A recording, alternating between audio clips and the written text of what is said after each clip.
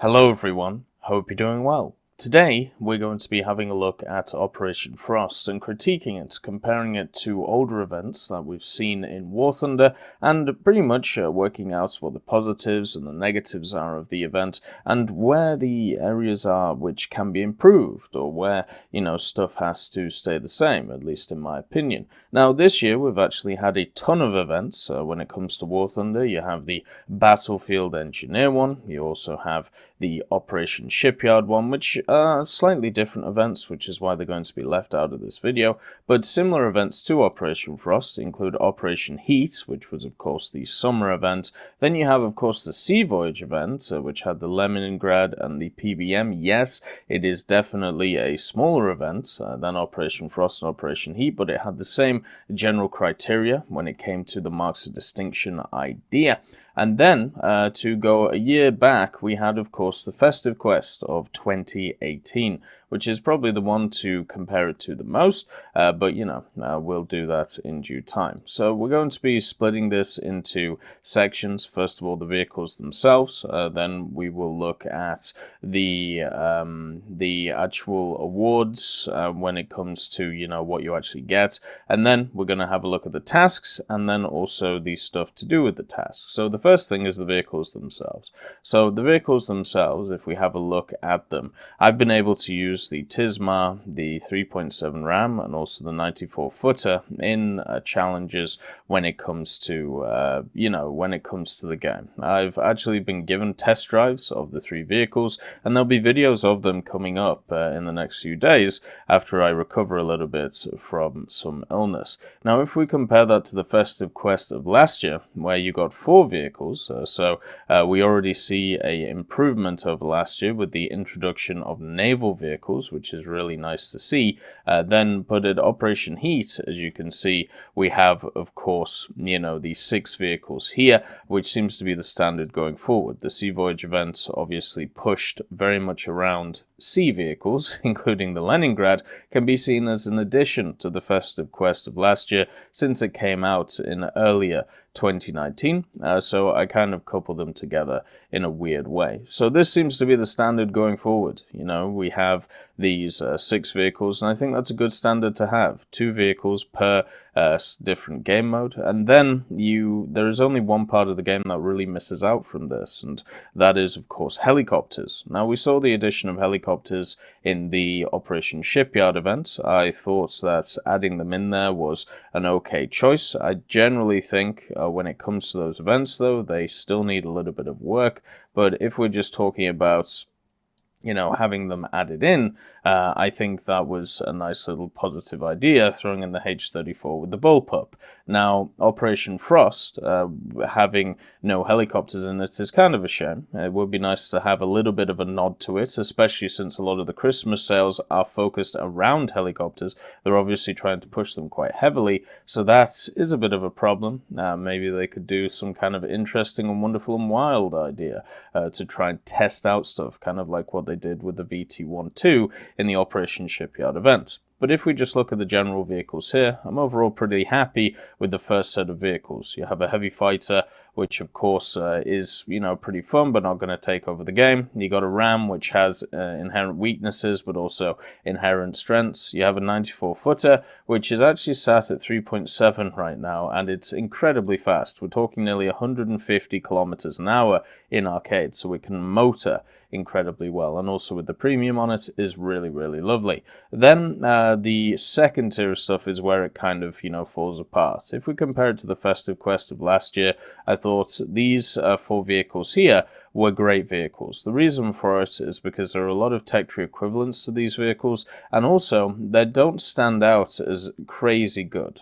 So you have the T-30, which is right here. You obviously have the T-34 as a standard tech tree vehicle. The Focke-Wulf 190C, you have umpteen amounts of rank 4 German planes to choose from when it comes to the fighters, which are better than the Focke-Wulf 190C in the current meta. The Su-85A, we obviously have the Su-57, the Su-76, the Su-85, the Su-100. You have all of these vehicles which are very similar to it, but this was actually a nice vehicle to have because it countered stuff like the Jumbo at a slightly lower BR. And the MB-152, even though kind of useless, once again, had many tech tree equivalents. So when we have a look at these, the Tismar, you have stuff which is very similar to it in the game already. The 3.7 QF, you kind of have similar stuff. The Archer, the 94-footer, you have pretty much an exact replica of it in the tree, just, slightly different stats. And then this is where it gets kind of wonky, right? So there's no tech tree equivalent of the Merkava Mark IIB.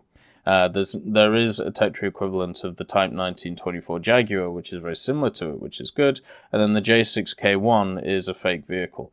So what you have here is you have a Merkava Mark IIB, which just kind of stands out as a really cool little prize to have for many people, but also it doesn't have that tech tree equivalent part, which I think is incredibly necessary for these vehicles. I don't want to be in a situation where people who aren't able to do the events or people who maybe start the game later on don't have access to similar vehicles to these, and because of the fact that stuff like the Merkava Mark IIB exist as, these gift vehicles, then I think it's, well, kind of annoying in a way if you don't have something similar in the tech tree. Now, maybe in the months to come we will see something similar to it, but right now there isn't the case. There isn't a vehicle with the same playstyle as the Merkava, apart from the other Merkava, which is also an event vehicle. This is one of the reasons why I think out of the bunch, the Merkava Mark IIB, I would rather it be a tech tree vehicle, and then they picked a different vehicle for that area. If they wanted to do a high-tier ground vehicle, you could have picked some form of Leopard prototype. You could have picked some form of Chieftain vehicle, like the Chieftain 900 or something similar to that. So hopefully, in the future we'll see some of them. But at the same time, they did just make it an event vehicle instead of a premium, which I think is a good move for such a high-tier vehicle. But the J6K1 being here is kind of a slap in the face after taking out stuff like the Panther II and also taking out stuff such as the Tiger II 105. So that was a terrible call.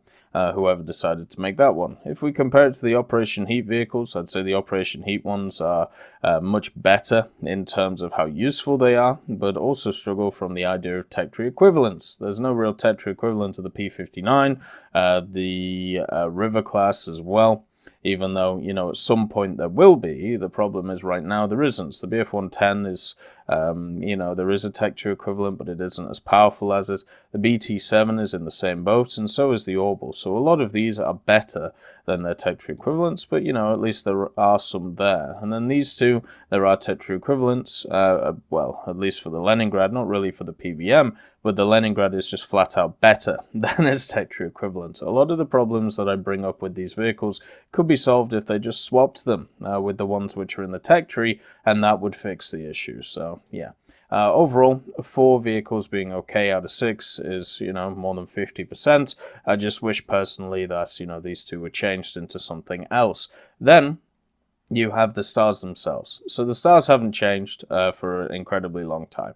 You need, in these, as you can see, 5 stars for the first level, and then you need 10 stars for the secondary level. If you compare that to this year, you need 5 stars for the first level and 10 stars for the second level. So none of that has changed across the board, and also many of the stars have actually been improved when it comes to what you get out of them because of the addition of the Sailor Stars. You actually get more bang for your buck if you're deciding to do everything in it. Now, I've been able to get some of the pinups so far. I think the pinups themselves are actually really nice. I haven't been able to get any of the weapon ones yet. Oh no, I must have got one of them at some point. I just can't remember it because I have done all of the stars so far. And the thing is, I think so far, so good on that end. I'm just wondering when, we run out of pinups.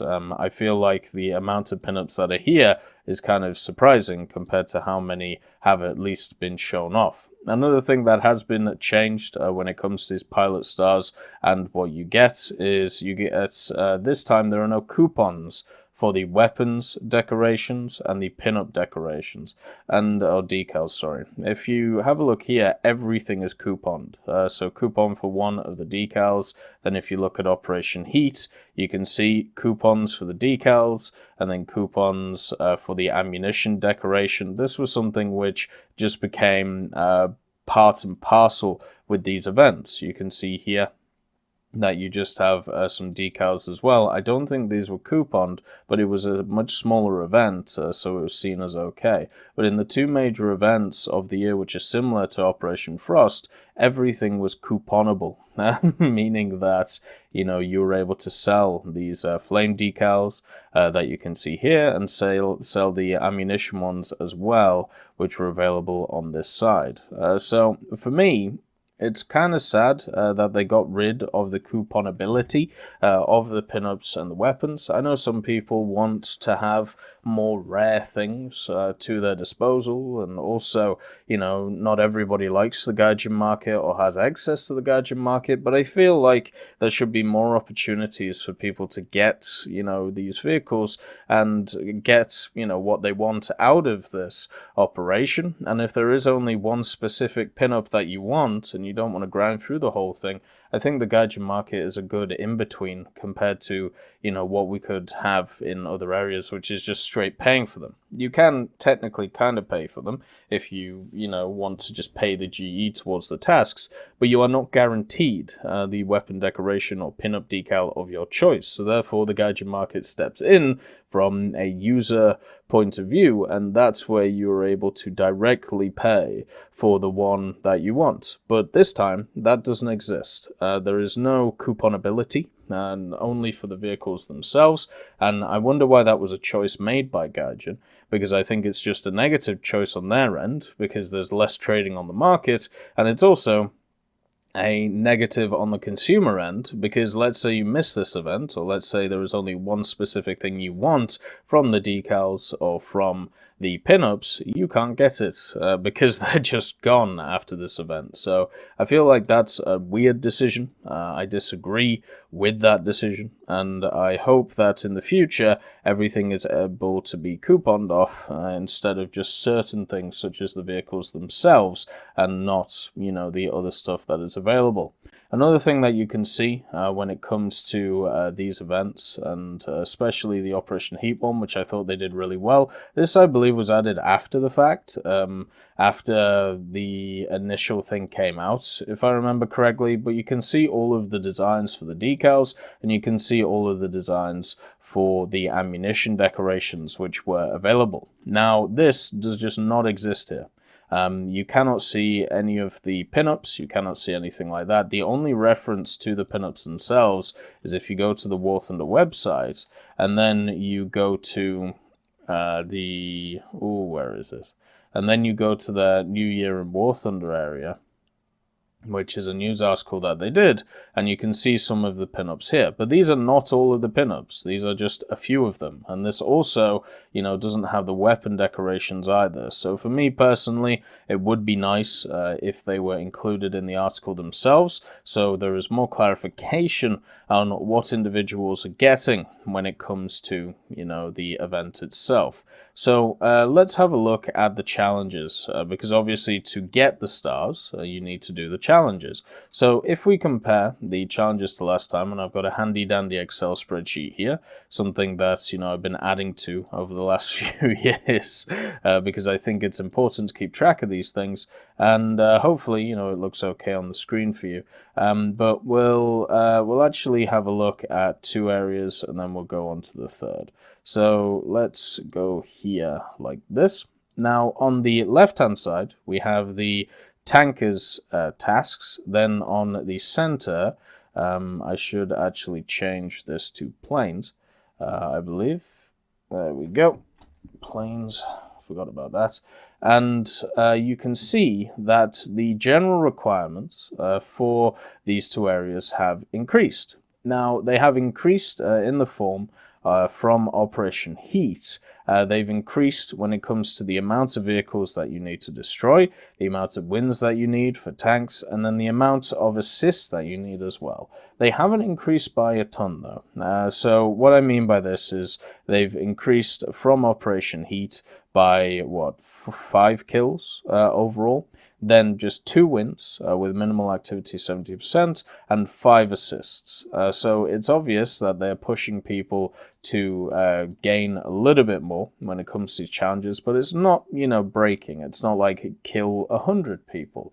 It is just a few more than before, 10 overall in AB and only 5 overall in RB. If we compare that to the Festive Tankers Quest of last year, though, which is, one which is very similar to it, you can see that everything has been kept the same, apart from, once again, the assists, the destroy, and the wins. They've just been slightly increased. But even though this is the case, I don't see that as too different to what we had before. It should only take you maybe 2 more games to be able to get, those extra kills. So it's not like breaking when it comes to the amount you actually have to do. And also the main one, which, you should be heading for anyway, the Destroy 11, 6 and RB, for an SP, player-controlled enemy vehicles in one battle, hasn't changed, and that is pretty much the one which should be focused on. And you can see it hasn't been changed this whole time, over a year, in the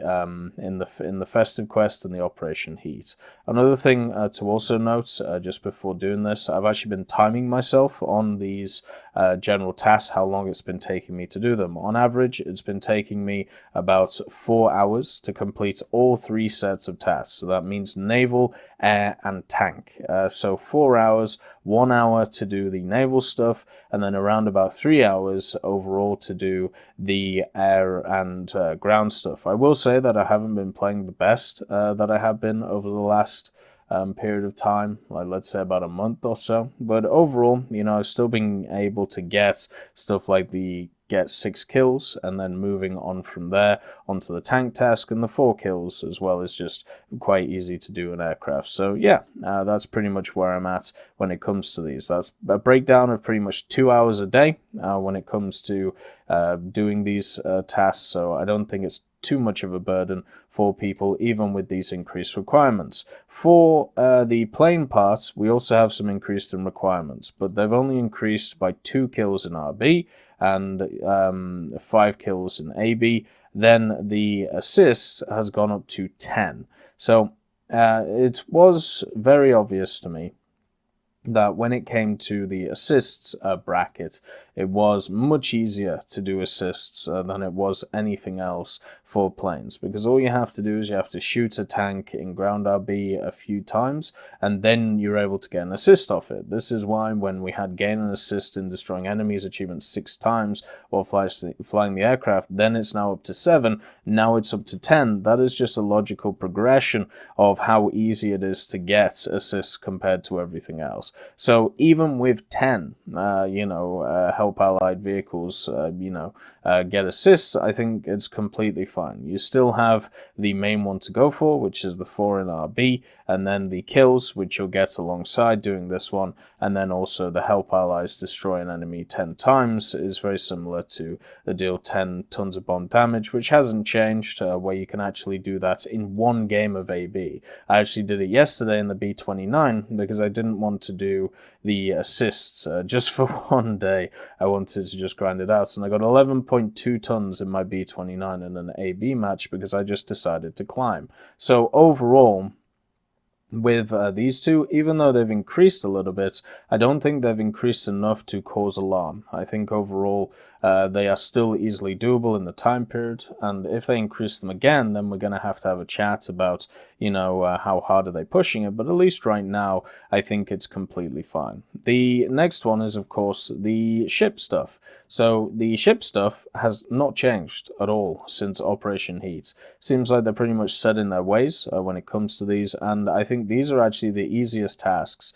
out of each of them. The reason for this is because you can play rank 2s, and you can play rank 3s and rank 4s and now rank 5s. It's not too hard to torpedo people from the air, and also, just doing points of damage. You should just do that over time. Capturing points, just doing it over time. Finishing in first, you don't even need to do, you just need to focus on capturing the points, dealing the damage, and getting the 3 torpedo kills, which I can definitely see the 3 torpedo kills going up in the next event, but if we compare the 3 general areas, this one is easily the easiest, and will be the easiest hopefully going forward to try and get more people into naval. So with this one not changing, I'm completely fine with its status. I think it's fine for the general player to do, just like it was for Operation Heat and also the Sea Voyage, which slightly changed, and I think it changed for the better between the 2 things. And hopefully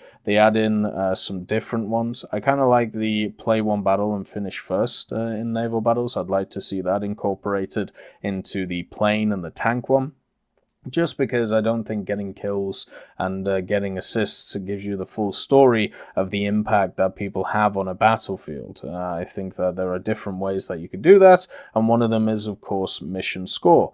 So therefore, I would like to see maybe a push towards that idea when it comes to the tasks. I understand that there are limited amounts of tasks, but still, that is something that has to be thought of. You could also throw in some single player or dynamic campaign tasks if you really wanted to, but that should be reserved for another part, which is missing from this event. And this is one of the large problems for me personally for this Operation Frost event, and one which is actually kind of sad, because there is one key element which is missing from this, and it is very sad to see that it's just not here. So if you have a look at Festive Quests of years gone by, what you will find is at the bottom they have this lighting up the Christmas tree idea. And even if you want, I'll get the one from 2017 as well. So the general idea of these areas was, the general idea of these things was that it was designed to have these collective challenges that everybody could do, and you would be able to complete them, and as a community you would come together to try and build these wonderful little Christmas lights that you can see here, and then from there you could in fact just get some extra rewards if you wanted to do community stuff. So this is the 2017 Festive Quest, if you want to see it like that. As you can see, lighting up the Christmas tree with some baubles and stuff like that.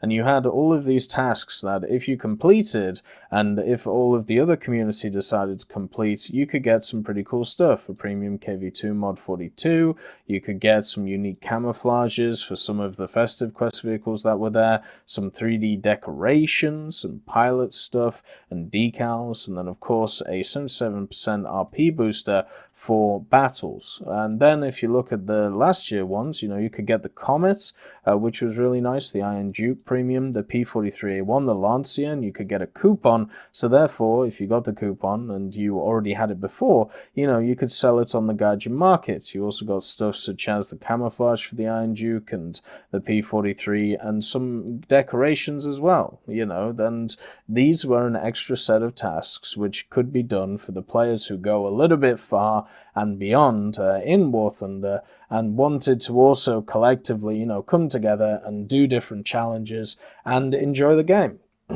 But guess what? They don't exist this year. If you scroll down, this is the terms, and that's it. There is no collective quest. There is no community quest for Operation Frost like there was for Festive Quests years gone by.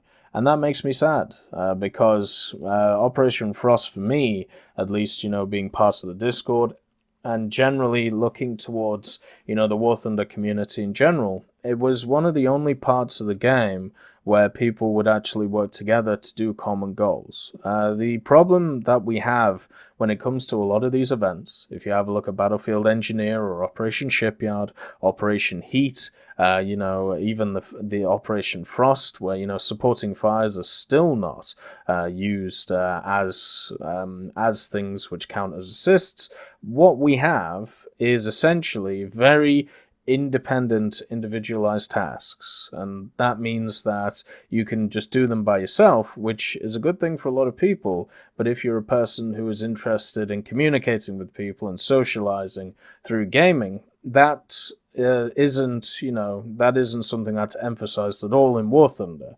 And War Thunder is a PvP game. It's supposed to be a team game. It's supposed to be a game where people come together and people, create squadrons, and you're supposed to have this social aspect, but none of the events actually portray this as a part of the game. And with the Festive Quest, this used to be something that was there. And it also used to introduce people to different parts of the game, such as, the win in the assault mission. You play some PvP stuff, destroy 5 enemies with artillery strikes if you got lucky. Destroy an enemy aircraft with a bomb. There was all of these little interesting things. And even last year, where they got slightly easier compared to before, complete any ground assault mission, complete any air assault mission, destroy so many people. And these were just extra little things. So, people didn't have to do them, but it did mean that you had a little bit of teamwork, going forward with them. And this doesn't exist for the Operation Frost, and that is just sad to me. That is probably the most negative part of this event. Overall, the challenges are good. The vehicles, the majority are good, with some bombers. But when it comes to the actual, the cooperative part of the event, it's non-existent. And I hope that in the future we get events which are more based around, social interactivity and cooperativeness than we do the market and, other factors such as, individual achievements. If this is the case, going forward, where we have more of these, then you're just going to have more members who are insular, which are able to do these tasks, which is great for them. But from a social aspect, from a confidence aspect, from whatever style of aspect you want to talk about from a social point of view, it's just going to diminish. And therefore, that to me, I see as a bad thing. Hopefully, when Operation Heat comes around this summer, or maybe we get another Sea Voyage event, which is kind of in between them, I hope that we do get some form of social aspect, which is more than just liking or retweeting a Twitter post in order to get a decal. I hope you all have a wonderful day, and I'll see you next time. I'd just like to thank Ambrosius McClellan, B. Young, Blackie, Daniel Stanton, Jay Wilt, John Ryman, Joseph Anders, Martinez, Moxie, Super Cacti, Uyans Terry, Elove Goat, and Seductive Trashcan for supporting the channel.